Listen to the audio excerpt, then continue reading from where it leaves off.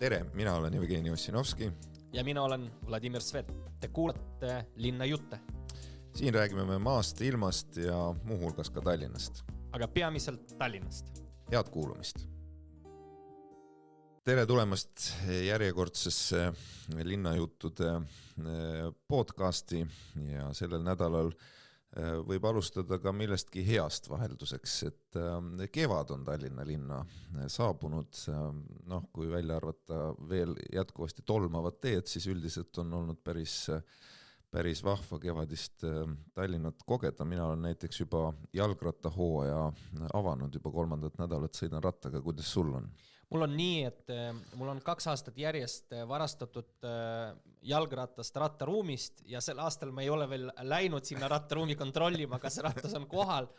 Aga kui on, siis mul on plaanis järgmisel nädalal seda välja tõsta. Tõsi, selliste tolmuste teedega on päris vastik sõita, eriti suurte magistraalide ääres, aga loodame, et siiski need masinad ilusti nüüd jõuavad meie tänavatele ja suudavad kogu seda soola ja naaste rehvide poolt üles tõstetud asfalditükke kokku korjata, selleks, et saaks mitte ainult jalgrattaga kevadisi tänavaid nautida, vaid ka jalutades ja autoga sõites. Ma olen tähele pannud, et talvega nagu ikka tegelikult need plasmasspostikesed, mis rattateede ääres on, et nende hulk väheneb arvestatavalt, kuna talve jooksul neid sõidab maha nii lumelükkamistehnika kui ka muu transport. Ma hakkasin mõtlema, kas see oli sinu innovatsioon Tallinna linnaruumis, et kui need siia tulid? No tegelikult ma arvan, alati tuleb au ja kuulsus jagada ka teistega, nii et võiks öelda, et koos Andrei Novikoviga hakkasime neid postikesi massiliselt panema, ideega siis kiiresti ereldada ratturite jaoks turvaline ruum. Ka mul on mõnikord naljakas vaadata, kuidas need postid rändavad, näiteks Vesivärava tänavale on kuskile tekkinud post, mis juba teist talve on niimoodi reisinud ühest lumehangest teise ja nüüd seisab seal ühe maja kõrval, kuigi tõele andes Vesivärava tänaval ei ole neid kunagi olnud, nii et kust nad on tekkinud, ma ei tea. Aga mis mina näiteks nägin sellistest kommunaalkingitustest kevadeti, näiteks Mustakivi peatuse juures võib ühel rohealal näha ühe vana lamava politseiniku tükke, mis on kuidagi võrdselt jaotatud ümber roheala, ilmselt mõne väga hoogsa kohaliku traktoristi käe läbi, kellele siis lamav politseinik on ette jäänud. See on kusjuures oluline meeldetuletus, et linna kevadkoristus ei tähenda ainult sellist sümboolset teede ülekäimist, vaid igasuguste liiklusmärkide ja muude taoliste asjade tagasipanekut, nii et ma kutsun üles linna elanikke märkama, kui mõni liiklusmärk või mõni post või mingi liiklusvahend veel on kuskile migreerunud, et andma nendest siis märku linnale, et linn jõuaks neid ka tagasi panna. Ja ka kasulik teada on, et Anna teada äpist saab seda täitsa mugavalt teha ja olen seda ise korduvalt proovinud ja see täitsa toimib, et tõesti nendele pöördumistele valdavalt reageeritakse, küll mitte esimesel päeval, aga üsna kiiresti, nii et seda tasub teha. Sa oled ikka, Jevgeni, väga institutsionaalne inimene. Mina ikka postitas kohaliku Facebooki gruppi, tagiks linnaosa vanem ja kirjutaks, miks see post on juba tund aega kuskil seal nagu mitte õiges kohas nagu? Nojah, see on ka variant, aga võib teha ka mõlemat, need tegelikult ei välista. See on alati kasulik. Ja siis üks veel teada on, et kuna ma olen tähele pannud, et inimesed ei märganud seda uudist, et Balti jaama jalgrattaparkla on avatud, see oli üks viimane meie linnavalitsuse otsuseid, et siis jalakäijate tunnelisse, kuhu enam jalakäijatele tänu härra Sveti tublile tööle väga palju enam minna pole vaja, seal saavad inimesed ilusti ka mööda maad teed ületada, siis tunnel on seisnud jõude ja nüüd selle ühes otsas on võimalik siis jalgrattaid turvaliselt siis parkida, hoiustada, nii kaua kuni sõidad näiteks rongiga käid Tartus või mõnes muus kaunis Eesti linnas, nii et kasutage seda. aga sellega siis positiivsed uudised vist selleks nädalaks saavad läbi ja räägiks natukene üldiselt siis liikuvusest ja ühistranspordi sellisest arendamisest. Eelmisel nädalal volikogus oli selline mingis mõttes sümboolne olukord, kus transpordi eest vastutav abilinnapea siis tuli rääkima oma suurest visioonist ja visioon oli nimetada ümber Transpordiamet liikuvusametiks. Ja kusjuures see on esimene algatus, millega ametis olev linnavalitsus ja abilinnapea on siis volikogu ette tulnud seoses ühistranspordi arenguga ja on tõesti sümboolne, et selle arengu siis esimene samm, selline, võiks öelda, selline avang meie ühistranspordi arenemisel on sellele, et siis nimetatakse Transpordiamet liikuvusametiks. Miks on seda vaja teha laias plaanis arusaadav, mitte kellelgi ei olnud ka abilinnapeal, kes muu hulgas hakkas pakkuma, et äkki seda on vaja teha, et amet oleks noortele kuidagi atraktiivsem, kuidas see kõik oluline on ja mille poolest siis noored hakkavad teistmoodi tajuma meie linnaruumi ja ühistranspordi tänu sellele, et meil on mitte Transpordiamet või liikuvusamet, on jäänud selgusetuks. Küll aga mina tooksin välja sellise huvitava loo selle nime taga, et tegelikult juba mingi 5 aastat tagasi riigis, siis kui ühendati Maanteeamet, Veeteede Amet ja Lennuamet, siis vahepeal ametnikud tahtsid ka seda uut ametit nimetada liikuvusametiks ja toona Riigikogus kangelaslikult siis Isamaa ja Keskerakond muutsid seda seadust ja ei lasknud nimetada riiklikult Transpordiameti liikuvusametiks, aga ju siis nad tundsid, et on sellega jäänud mingi hea tegu tegemata ja nüüd nad seda heastasid ja nimetasid Transpordiameti liikuvusametiks. Ja tegelikult, ütleme nii, ma isegi saan öelda nii, et kui oleks veel 10 sammu, mille eesmärk oleks arendada Tallinna liiklust turvalisemaks, mõnusamaks, ühistransport tõhusamaks ja siis veel sinna juurde ka selle liikuvusameti nime nagu panemine, ma isegi oleks öelnud, no las ta olla, õige bränding peab käima asja juurde, aga olukorras, kus sisu liigub ühes suunas ja bränding liigub teises suunas, paraku tekib tunne, et meil ei ole areng, vaid ikka selline taandareng. Nagu Natali Mets ka tabavalt ju volikogus ütles, et selleks, et olla noortepärasem, võiks teha asju, mis on noortele olulised, et see oleks nimest palju olulisem. Aga käime siis korra läbi selle, mida siis sisulise initsiatiivina on siis välja käidud, mis puudutab siis liinivõrgu muudatusi, mis siis linnavalitsus on lahkesti siis linnaelanikele arutamiseks siis üles pannud, seal on mõned siis liinid, Kakumäe liine puudutab, Mustamäe liine puudutab natukene siis Nõmmet. Lasnamäed ka. Lasnamäed ka. No peaaegu ükski liinivõrgu muudatus muidugi ei möödu ilma, et see ei puudutaks Lasnamäed.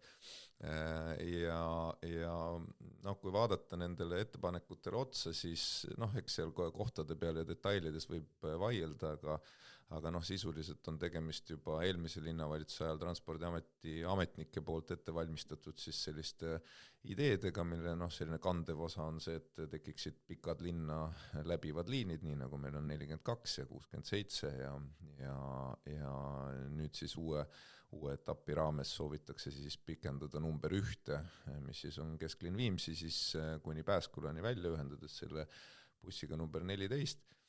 Iseenesest täitsa selline, võib ka seda teha, aga ma vaatasin huvi pärast lihtsalt analüüsisin, et mis siis mõju võiks siis olla ühistranspordi kasutamisele. Et räägi siis, Jevgeni, mis on see ambitsioon, kuhu me liigume meie ühistranspordireformiga, mida me tahame saavutada? Täpselt, ja siis ma lugesin kokku, et seal on mingi mudeldamise järgi vaatavad siis, et kui palju täna on reisijaid ja kui siis need liinid seal ära ühendatakse, ära muudetakse ja nii edasi, et kui palju siis reisijaid juurde tuleb ja selgub, et reisijate arv kasvab 0,8%. No see on ju mastaab. Ma arvan, et sinul endise linnapeana on vaja ikka õppida, kuidas seada eesmärke ja kuidas olla visioonirikas nagu linnajuht ja need 0,8% potentsiaalsed potentsiaalselt kasutajate kasvu on tõesti selline väärikas eesmärk, mida siis püstitada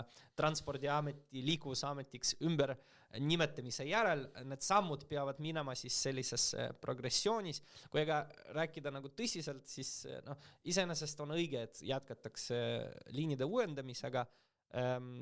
Kindlasti siit-seal võib vaadata, et kas seal üks või teine liin on võimalik paremini sättida või mitte.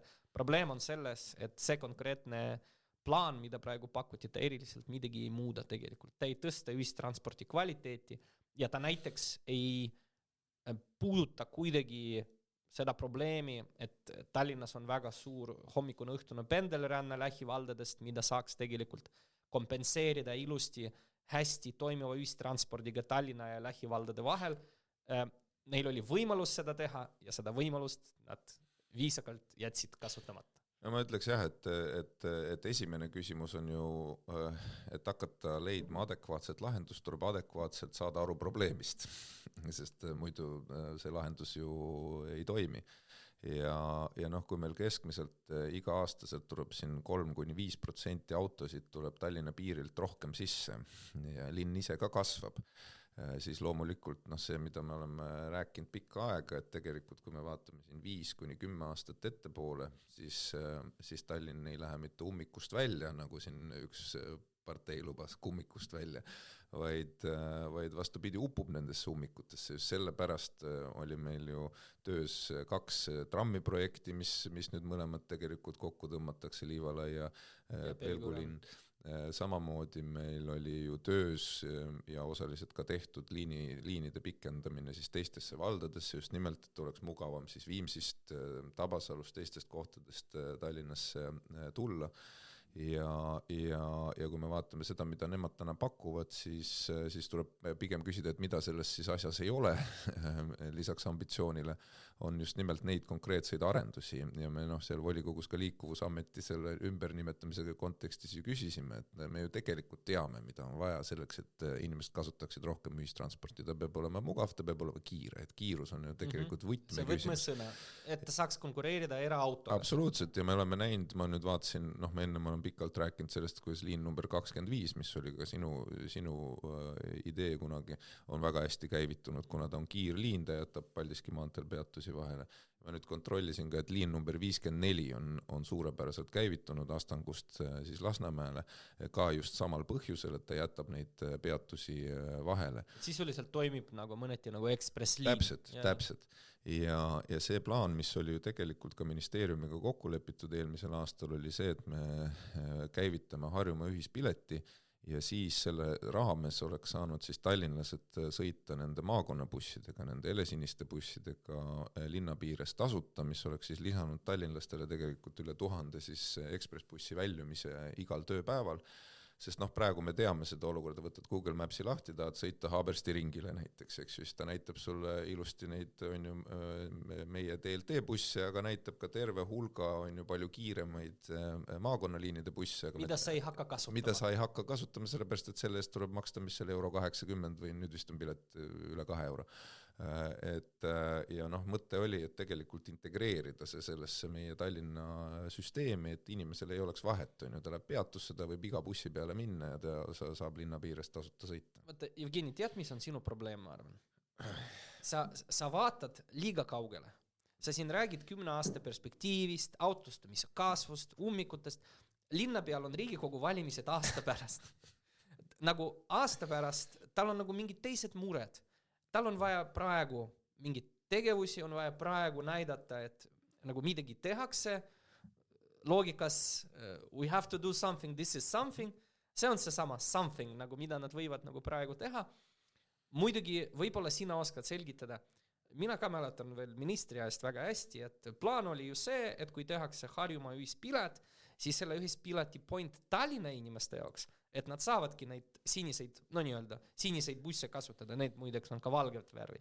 Ma lugesin kokku, näiteks minu kodupiirkonnas Lasnamäel Mustakivi peatuses tööpäeval käib kokku 102 maakonnabussi, 102 väljumist, mida Tallinna elanikud seistes Mustakivi bussipeatuses, mis on kus juures vist kõige tihedama kasutusega bussipeatus Tallinnas, lihtsalt vaatavad pealt, kuidas need bussid tulevad, enamasti pooltühjana ja sõidavadki nagu edasi. Loogika oli ju väga lihtne. Ühelt poolt lubame tallinlased nendesse bussidesse, teiselt poolt Tallinnal siis vabaneks mingi teatud bussiressurss, mida saaks suunata teiste liinide tihendamiseks, kus Harjumaa bussid ei käi. Aga selgita palun, mis siis läks nagu sinu hinnangul valesti? Miks Tallinn ei ole seda kokkulepet lõpuni viinud, sest allkirjad oligi antud, kõik oli ju kokkulepitud? No muutus 2 asja. Muutus linnavalitsus ja muutus riigivalitsus. Et ega siin ei ole ka mingit saladust, et selle kokkuleppe me tegime ju riigiga siis, kui minister oli sotsiaaldemokraat ja ega see oligi meie jaoks poliitiliselt prioriteetne ja sellepärast me ka ametnikkonnale ütlesime, et see on oluline asi ära teha ja see kokkulepe sai sõlmitud. Hiljem nii ühed kui teised tõenäoliselt natukene lasid jala sirgu, ega see ühispilet pidi käivituma laulupeo ajaks eelmiseks suveks, siis seal hakkasid ministeeriumil igast raskused ridangoga ja nii edasi, eks ju, nagu ikka nende projektide käivitamisega läheb. Ja siis hiljem ma arvan, nad sujuvalt lihtsalt unustasid selle asja ära, kuna ei olnud prioriteetne, linn nõustus väga lihtsalt selle tingimusega, mida riik arvas, et on mõistlik. Tallinlaste huvides tegelikult ei seisnud, olgem ausad, sest see ühispilet, mis praegu käivitus, see on põhimõtteliselt mõistlik asi, et Keila inimene, kellel on vaja sõita näiteks sinna samasse Mustakivi peatusesse, seda saab rongiga sõita Keilast Balti jaama ja sealt istuda, eks ju, meie bussi peale ja sõita Lasnamäele sama piletiga, see kõik toimib, hea asi. Aga tallinlased ei ole tegelikult seda täiendavat hüve ja me teame, et väga paljudel väljumistel Tallinna piires on nendes maakonnabussides piisavalt vaba ruumi, piisavalt vaba ressurssi, teatud hetkedel ta toimiks ka nagu selles mõttes üksteist täiendavana, näiteks päeval sisse tulles, eks ju, tuleb ju valdadest tuleb päris palju inimesi, tagasi sõidavad need bussid tühjana, kus siis tallinlased saaksid neid ära täita ja nii edasi. Aga lihtsalt saamatusega ma ausalt öeldes ei oskagi midagi muud öelda, keegi isegi ei ole selgitanud seda, et miks sellest kokkuleppest taganeti. Et see pole mingi selline salakaval plaan, kuidas niimoodi keerata Tallinna ühistranspordile selline probleem juurde, vaid lihtsalt nagu tegemata töö. Oled sa selle linnavalitsuse puhul tuvastanud salakavalaid plaane? Et ma ka kogu aeg otsin, et küllap kui tehakse meid rumalusi, et seal peab olema ju mingi nagu sisuline põhjus, et miks nad neid rumalusi teevad, aga ma olen vaadanud, et võib-olla hindame üle, et ei olegi tegelikult. No ma arvan tegelikult ka, et see on lihtsalt tegemata töö, teatud mõttes ilmselt laiskus, visioonipuudus, aga ma pean sulle tunnistama, et on nagu kahju, sest tunne oli see, et kõik on nagu tehtud ja tegelikult sellest räägiti ju pikalt, aga tükk aega oli see probleem, et kas riigi ja linn suudavad nagu kokku leppida, kas kõik osapooled on valmis seda tegema. Ja nüüd see oli nagu käeulatus. Ausalt öeldes ma nagu isegi arvasin, et me juba tegime seda ära, sest kokkulepe oli allkirjastatud, pressiteade välja saadetud, edasi on siuke nagu tehno. Aga see, mis tundub tehno, võib välja kukkuda kui selline ebaõnnestumine. Nii et nagu linnapea ja ka härra Reinsalu armastavad öelda, et muutus algas Tallinnast. Ja, et me jäämegi nüüd me oleme muutumas, vaata, ma just sain aru, et kuna Tartu rohkem ei kasuta seda heade mõtete linna nii-öelda brändi ametlikult, siis nüüd Tallinn on muutumas heade mõtete linnaks ja mõtteks see teema jääbki. Selline ilus tore mõte. Küll aga, erinevalt sellest, üks asi, mis on täitsa reaalne, mis ei ole mõtteline, on üks teine asi, mis on seotud ühistranspordiga ehk valideerimiskohustus. Sest me ju saime teada möödunud nädalal ühe väga huvitava seiga. Tuletan meelde, et sotsiaaldemokraadid pakkusid valimistel, et tallinlased võiks valideerimisest vabastada. Loogika on sellel ju väga lihtne. Vanasti valideerimist põhjendati 2 asjaga. Esiteks öeldi, et valideerida on vaja, et tõestada siis munitsipaalpolitsei ametnikule, et sa oledki Tallinna elanik. Ja teiseks seda oli vaja selleks, et Tallinna Transpordiamet saaks hinnata, kuidas neid liinab kõige paremini planeerida. Liikuvusandmed, selleks, et teha plaani ja teha nende liinide reformi. Nüüd, mida küll kunagi tol ajal ei tehtud. See on teine asi, et vähemalt mingi loogika oli olemas. Ja mina näiteks siiamaani valideerin, aga mingi hetk jõustus ka üks Riigikohtu otsus, mis tegelikult kaudselt viitas sellele, et ega tegelikult sinu see ühiskaart ei pea olema validaatorist läbi lastud, et kinnitada, et sa oled tallinlane. Minu väide on tegelikult see, et ka ühiskaarti ei ole vaja, aga tegelikult sinu ID-kaart seda tõestab, kui keegi tahaks kontrollida. Aga see selleks. Fakt on nagu see, et sa ei pea oma isikustatud ühiskaarti valideerima, et kinnitada, et sa oled Tallinna elanik. Nüüd, vähemalt veel 3 aastat tagasi, ma mäletan kolleegid Transpordiametist minule abilinnapeana küll selgitasid, kuidas nad kasutavad neid valideerimise andmeid liinivõrgu planeerimises. Ei ole küünalt hoidnud, ei ole näinud, kust mis andmeid kuhu kopeeriti. Mina toona nagu uskusin. Ajapikku minul tekkis tunne, et nüüd, kui nii palju kasutatakse neid sisenemise väljamise andmeid, tuletame meelde, et meil enamus ühistranspordi veeremist on siis selliste anduritega juba varustatud ja neid varustatakse veelgi ja kõikides uutes bussides, trollides, trammides need on ka olemas, mis loevad palju paremini kui validaator, kas inimene väljub või siseneb. Siis meil on mobiilse positsioneerimise andmed, mida tegelikult Telia lahkelt pakkus kasutada siis, kui alles hakkasime seda ühistranspordivõrku ümber tegema. On olemas igasugused liikuvusuuringud, ma mäletan, et Pirital tehti lausa selliseid empiirilisi küsitlusi ja vaatlusi ja seetõttu oli loogika, et äkki rohkem ei olegi vaja tallinlastel nagu valideerida, et saab ka ilma selleta hakkama. Tegime vastava ettepaneku, esitasin ka eelnõu meie fraktsiooni poolt ja kui suur oli minu üllatus, kui järgmine päev peale selle eelnõu esitamist Tallinna transpordivaldkonna eest vastutav abilinnapea Joel Jesse ütles, et jah, tegelikult me ei vaja neid andmeid. Me ei kasuta neid mitte kuidagi. Aga kui te arvate, et sellega linnavalitsus ütles, me toetame opositsiooni ettepaneku ja vabastame tallinlased sellest tüütust valideerimiskohustuse, siis ei. Nemad ikka ütlesid, et valideerimine peab jätkuma ja tead, Jevgeni, miks? Kas sina suudad seda taas toota seda põhjendust, miks Tallinna linnavalitsus ei taha vabastada linlased valideerimisest? Seal oli väga huvitav mõttekonstruktsioon, aga ma ei mäleta seda. Selle konstruktsiooni sisu ma muidugi ei suuda niimoodi tsiteerida, nagu seda linnavalitsus on teinud. Aga mõte oli see, et kuna Tallinna ühistransporti 2% inimesi kasutavad, kes maksavad selle eest ja kes peavad valideerima, et nende inimeste suhtes oleks ebaõiglane, kui need inimesed, kes ei maksa ühistranspordi kasutamise eest, ei peaks valideerima. Teisisõnu, kui sina oled tallinlane ja valideerid oma ühiskaarti, Tallinna linnavalituse arusaamise järgi sa teed seda selleks, et see inimene, kes pileti ostab, ei tunneks end halvasti. Et ta ei ole tallinlane või? Ja, et ta ei oleks kuidagi nagu diskrimineeritud piltlikult öeldes. Ma arvan, et kuna suurem osa linnavalitsuse liikmetest tegelikult ühistransporti ei kasuta, eriti need linnajuhid, kes ei ela nagu Tallinnas, saavad aru, et sõidavad oma maasturitega. Neile tundub, et see nagu ühistranspordi pileti ostmine on midagi alandavat, midagi sellist stigmatiseerivat, et nagu milline loll just, kui sa pead nagu olema. Ja võib-olla seetõttu nad ei taha, et kui inimesed sisenevad bussi, et oleks kohe näha, et sa pidid maksma selle eest. See ei ole endale suutnud sissekirjutus Tallinna korraldada. Sul ei ole kinnisvara Tallinnas. Ja, et mis inimene... Kas sul pole isegi tuttavaid Tallinnas? Kuidas sa siis, kes sind üldse siia lubas nagu enam?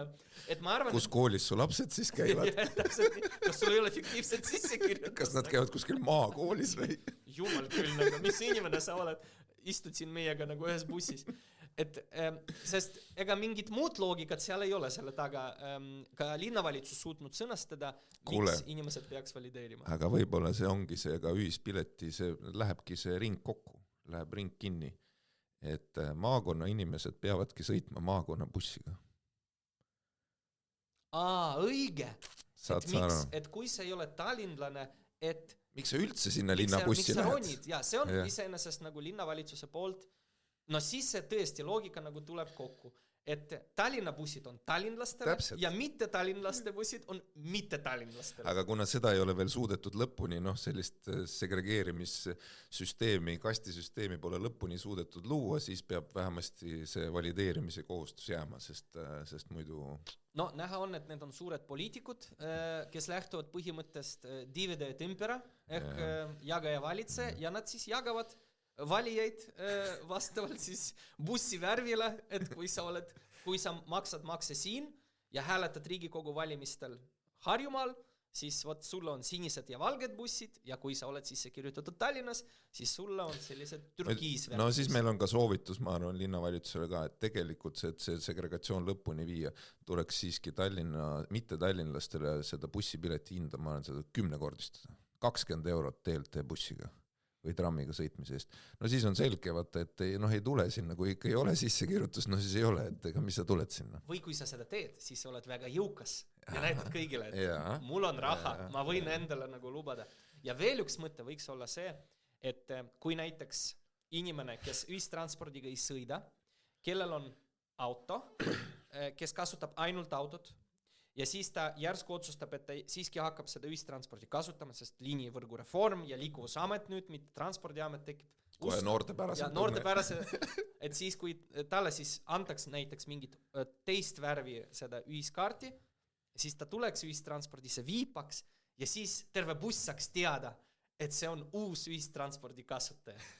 Ja siis tuleks mingi siuke heli. Ja muusika. Ja siis kõik vaatavad ja tunnevad uhkust, et selline inimene meiega sõidab, eriti kui ta ei ole Tallinnas sisse kirjutatud. Aga jällegi tõsiselt rääkides, ma arvan, linnavalitsus on kinnitanud, et tallinlaste valideerimisel mitte mingit pointi ei ole, nüüd ametlikult, see ei ole mingi opositsiooni kriitika, see on ikka linnavalitsuse enda sõnad. Ja seetõttu tahaks loota, et kui see eelnõu volikogus menetlusse jõuab, siis äkki leiavad linnavolikogu liikmest ennast tugevust vabastada tallinlased sellest kohustusest, eriti arvestada sellega, et just need erakonnad ju pidevalt räägivad jälgimisühiskonnast ja sellest, kuidas riik piirab inimeste nagu vabadusi, et miks siin linn piirab inimeste isikuvabadusi. Ma arvan, et see ei ole küll väga nagu konservatiivne lähenemine sellele asjale. Nii et kokkuvõttes ühistranspordi arenguga läheb nii, nagu oli ennustada, et ühistranspordi arendamisprojektid tühistatakse, tegeletakse 0,8% reisijate arvu suurendamise kosmeetikaga ja see, mida tegelikult teha tuleks, see peab jääma ootama siis paremaid aegu. No järgmist linnavalitsust. Just, ütleme ausalt. Ja siit edasi jõuame oma traditsioonilisse rubriiki Nädala Minsk. Nädala Minsk on siis meie linnapea Peeter Raudsepa, Isamaa erakonna esindaja, siis kommentaar korruptsioonis süüdi mõistetud Ester Tuiksoo nimetamisele Tallinna ettevõtlusinkubaatori nõukogusse. Me ootame kõigilt nõukogu liikmetelt sisulist tööd ja ausat asjaajamist, ütles Tallinna linnapea Peeter Raudsepp Õhtulehele. Ausat asjaajamist ootab Peeter Raudsepp kõigilt oma kolleegidelt ja selle üle on hea. Ja sellel kaunil noodil on meie tänane saade läbi. Aitäh kuulamast ja järgmiste kordadeni.